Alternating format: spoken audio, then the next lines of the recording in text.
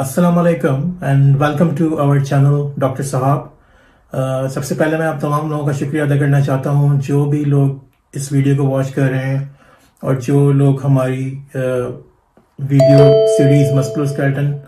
And connective tissue disorders के साथ connected हैं और लाइक कर रहे हैं और सब्सक्राइब कर रहे हैं। Please do watch this video as well and share this video to your family and friends, and please subscribe our channel. Our today's topic is osteoarthritis of hip joint and replacement of hip joint. So जिस तरह पहले हम अपनी दूसरी series के musculoskeletal series के अंदर discuss कर चुके हैं ऑस्टियोआर्थराइटिस नी जॉइंट के बारे में डिस्कस कर चुके हैं, तो इसी तरह से हिप जॉइंट रिप्लेसमेंट जो होती है उसका सबसे बड़ा रीज़न जो होता है वो ऑस्टियोआर्थराइटिस ही होता है, ऑस्टियोआर्थराइटिस हिप जॉइंट। जिस तरह नी जॉइंट रिप्लेसमेंट का मोस्ट कॉमन रीजन जो होता है नी ऑस्टियोआर्थराइटिस है, इस तरह हिप जॉइंट रिप्लेसमेंट का मोस्ट कॉमन रीजन जो है वो हिप ऑस्टियोआर्थराइटिस ही है। और इसके साथ साथ हम लोग ऑल्सो डिस्कस करेंगे कि हिप जॉइंट रिप्लेसमेंट के अंदर और हिप रीसर्फेसिस के अंदर क्या फ़र्क होता है, कौन सा ज़्यादा बेनिफिशियल है और किन लोगों के अंदर कौन सा प्रोसीजर रिकमेंड करते हैं। तो सबसे पहले मैं आप लोगों को ये मॉडल दिखाते चलूँ। ये हिप जॉइंट का मॉडल है और आप लोग देख सकते हैं कि basically hip joint is a ball and socket joint है एक तरह का। ये देखें सॉकेट नज़र आ रहा है। हिप बोन बेसिकली 3 बोन से मिलकर बनती है। सबसे पहले आपको ये इलियम है, ilium bone is regular bone होती है, हिप बोन इलियम से मिलकर बनती है। और ये ईशियम बोन है, ईशियम, और ये प्यूबिक्स बोन है। तो ये तीनों बोन मिल्स के जो होती हैं एक तरह से हिप बोन बनाती हैं। और इसकी आउटर सरफेस के ऊपर एक सॉकेट होता है जिसको एसेटिबुलम कहते हैं, और जहाँ पे फीमर का ये हेड, ये फीमर थाई बोन है, ये आके एसेटिबुलम में लगाती है। तो ये इसका फीमर का हेड जैसे आप देख रहे हैं राउंड होता है, और तो ये जो इसका राउंड हेड है ये एक तरह से सॉकेट के अंदर, हिप बोन के सॉकेट के अंदर लग जाता है जाके, तो जिसको हम बॉल एंड सॉकेट जॉइंट कहते हैं। जिस तरह से शोल्डर जॉइंट भी एक बॉल एंड सॉकेट जॉइंट है, इसी तरह से हिप जॉइंट भी जो है एक बॉल एंड सॉकेट जॉइंट है। तो ये तीनों बोन्स मिलके इलियम, ईशियम और प्यूबिस मिलके जो होती हैं एक तरह से हिप जॉइंट जो होती हैं ये फॉर्म करती हैं। ये तीनों बोन मिलके जो है एसेटिबुलम बनाती हैं, और जब एसेटिबुलम के अंदर फीमर का हेड लग जाता है तो एक तरह से ये हिप जॉइंट बन जाता है। और यहाँ पे आप दूसरे पॉइंट भी देख रहे होंगे कि ये आपको नजर आ रहा होगा, ये सर्वाइकल वर्टिब्रेस हैं और ये थोरेसिक वर्टिब्रेस हैं, ये लंबर हैं, ये सैक्रल एंड कॉक्सिस हैं। ये हम लोग डिस्कस करेंगे जब हम पेन मैनेजमेंट के बारे में डिस्कस करेंगे, तो ये इन डिटेल में डिस्कस करेंगे। और जब हम वर्टिब्रल से रिलेटेड वीडियो हम लोग करेंगे तो उसके अंदर हम लोग ये बेसिकली डिस्कस करेंगे इसका क्या इफेक्ट होता है किस वर्टिब्रे का। लेकिन आपको ये पॉइंट दिखाता चलूँ, ये सैक्रम बोन होती है यहाँ पे और ये कॉक्सिस है। तो ये सैक्रम और सैक्रम जब इलियम से मिलके बनता है, ये सैक्रम बोन है, ये जब इलियम से बनके बनती है ये सार्को इलिक जॉइंट बनाती है। और ये प्यूबिक सिम्फिसिस है, यहाँ पे 2 प्यूबिक बोन मिल रही हैं। और हिप जॉइंट आप लोगों ने देख लिया क्या है। तो ये पॉइंट आपको रिमेंबर करना है, सार्को इलिक जॉइंट का पॉइंट, क्योंकि अक्सर जो पेन होता है, पेल्विक पेन हो रहा होता है, तो वहां पे और दूसरी कंडीशन के अंदर इन पॉइंट्स के ऊपर इंजेक्शन लगाए जाते हैं जिससे पेन के अंदर रिलीफ आता है। सही है। तो अब हम थोड़ा सा पेल्विक एरिया डिस्कस कर लेंगे। आप देख रहे हैं कि इन बिटवीन 2 हिप बोन्स के अंदर जो भी एरिया है ये जो होता है पेल्विस कहलाता है। और बेसिकली एब्डोमेन से ब्लो और बिटवीन द लेग्स, यहाँ पे लेग्स हैं, यहाँ पे एब्डोमेन आता है, इसके बिटवीन का जो भी एरिया ये पेल्विस कहलाता है। और आप देख रहे हैं कि फीमेल पेल्विस जो होता है जरा सा वाइडर होता है। सही है। फीमेल जो होता है थोड़ा सा वाइड होता है क्योंकि वो हेल्प करता है, जो वाइडर पेल्विस जो होता है उसको चाइल्ड बर्थ के प्रोसेस में जब बच्चा पैदा होता है तो वो हेल्प करता है। फीमेल का पेल्विस जो होता है जरा एक तरह से जो होता है वाइडर होता है एज कम्पेयर टू मेल, और लाइट होता है ताकि इजीली द बेबी जब पास होता है यहाँ से तो इजीली यहाँ से इजीली पास कर सके, इस जगह से जा सके,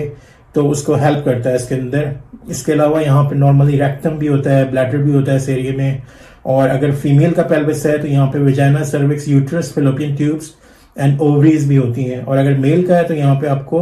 इस जगह पे आपको प्रोस्टेट भी मिलता है। और इसी तरह से जो फीमेल की जितनी भी कंडीशन होती हैं, आप देखते हैं कि जो भी मतलब उनके ओवरी से मुतालिक है, फेलोपियन ट्यूब से मुतालिक है, पेल्विक पेन है, एंडोमेट्रियोसिस है, और जितनी भी कंडीशन है ज़्यादातर इस एरिया के अंदर कवर होती हैं, जिसकी वजह से उनको पेन हो रहा होता है। वो हम लोग जब हम नेक्स्ट सीरीज करेंगे उसके बारे में जब डिस्कस करेंगे, तो जैसा कि आपको पता चला कि मोस्ट कॉमन काज जो होता है हिप रिप्लेसमेंट का वो ऑस्टियोआर्थराइटिस ही होता है। और ये कि इसके अलावा जो अदर कंडीशन होती हैं उसके अंदर रूमेटॉइड आर्थराइटिस, सेप्टिक आर्थराइटिस, इन दोनों पे हम लोग वीडियो कर चुके हैं, प्लीज आप लोग जरूर देखिएगा। और हिप फ्रैक्चर और बोन डिस्प्लेसिया, इनके अंदर भी जो होता है हिप रिप्लेसमेंट किया जाता है, इनके अंदर भी जो है हिप रिप्लेसमेंट किया जाता है। So actually total hip replacement जो होती है ये एक तरह की बहुत ज्यादा मेजर सर्जरी कहलाती है, और सिर्फ उन लोगों को रिकमेंड करते हैं जिनके अंदर दूसरे ट्रीटमेंट जो होते हैं फेल हो गए। फॉर एग्जांपल फिजियोथेरेपी से उनको पेन में आराम नहीं आ रहा, फॉर एग्जांपल उनको इंजेक्शन लगाए गए हिप जॉइंट के अंदर, स्टेरॉयड के इंजेक्शन लगाए हैं, उनसे भी उनको नहीं आराम आ रहा, तो पहले वो ट्राई करते हैं कुछ वक्त के लिए। अगर उनसे भी नहीं आराम आता तो जो आपका डॉक्टर होता है वो रिकमेंड करता है कि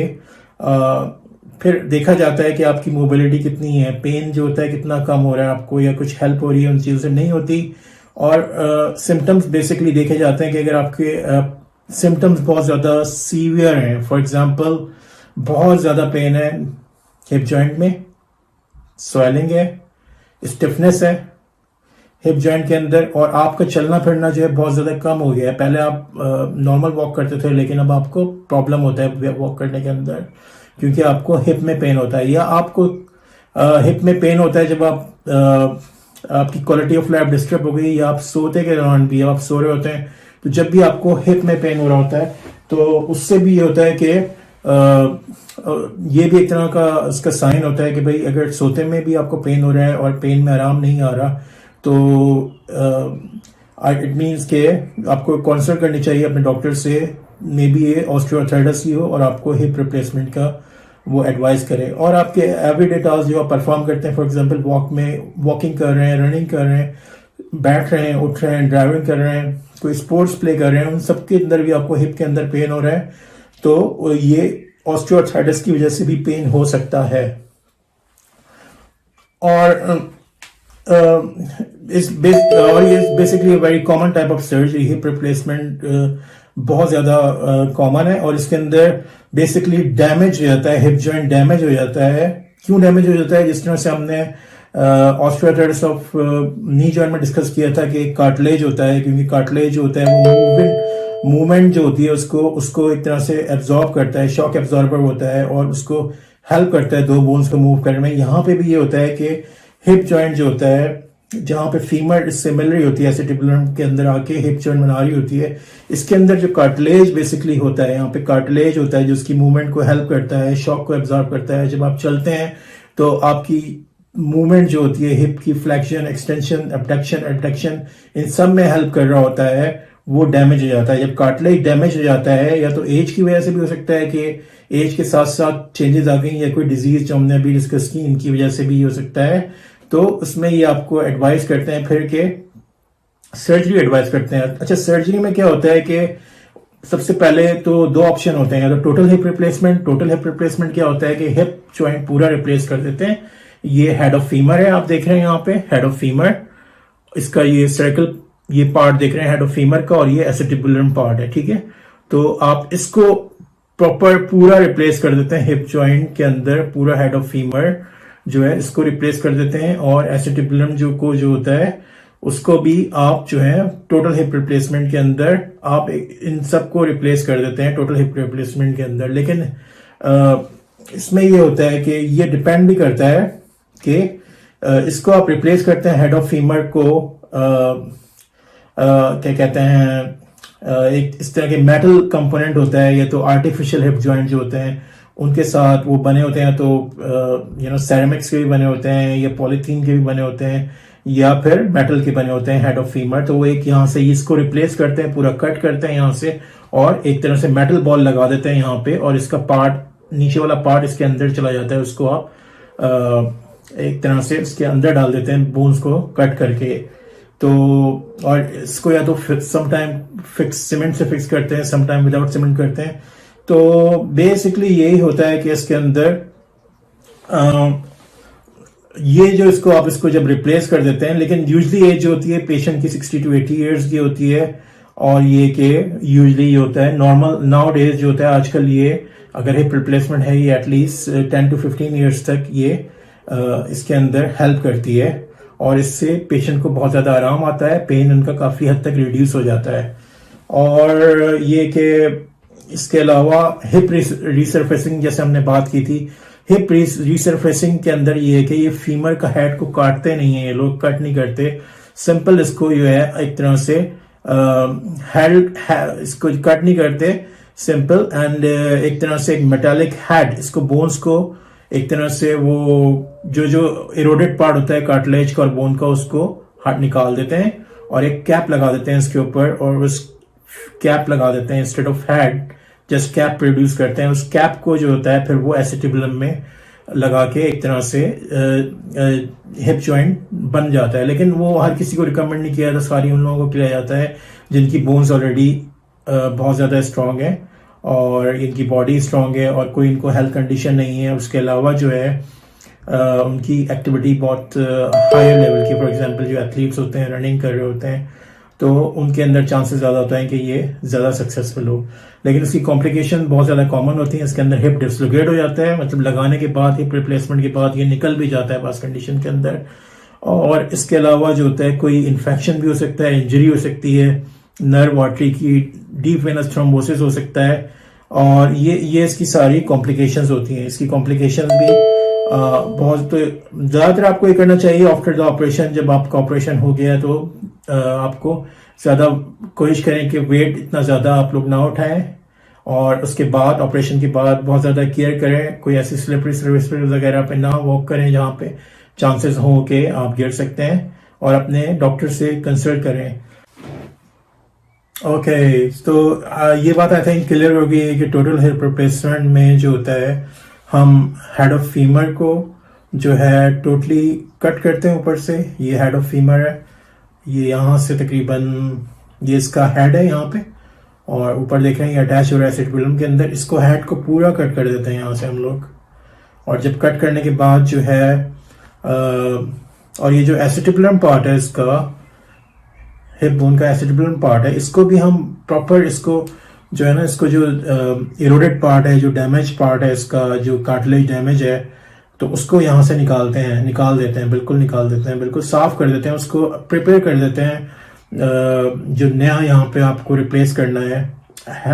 हेड ऑफ फीमर जो होता है, इसको बिल्कुल रिप्लेस कर देते हैं, इसको जॉइंट को एक मेटालिक या सेरेमिक या फिर उसको जो होते हैं कोई अदर फॉर्म के अंदर हेड ऑफ फीमर लगाते हैं, और इसके अंदर जो होता है समटाइम्स सीमेंट भी लगाना पड़ता है उसको सपोर्ट करने के लिए, और कुछ या तो फिर अनसीमेंटेड भी होता है। तो बस ये बिल्कुल नया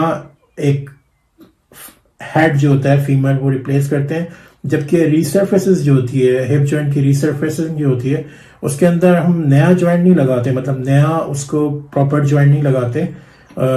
उसके अंदर खाली कैप को रिप्लेस करते हैं, उसको बोनी पार्ट जो होता है उसके जो डैमेज पार्ट उसमें भी निकालते हैं और ये करते हैं, लेकिन उसका कैप एक तरह से नया कैप लगा देते हैं, और एक स्मॉल सा पार्ट होता है वो उसके अंदर चला जाता है। जबकि हिप रिप्लेसमेंट के अंदर हेड भी बिल्कुल मेटालिक फॉर्म के अंदर नया होता है, और या फिर किसी और अदर फॉर्म के अंदर, और उसका जो पार्ट होता है, लॉन्ग पार्ट होता है नीचे, जो कि बोन को प्रिपेयर करके उसके अंदर चला जाता है नीचे तक, लाइक दिस, यहाँ तक पहुंच जाता है वो इतना बड़ा पार्ट, और इसको सपोर्ट करता है। Thank you so much.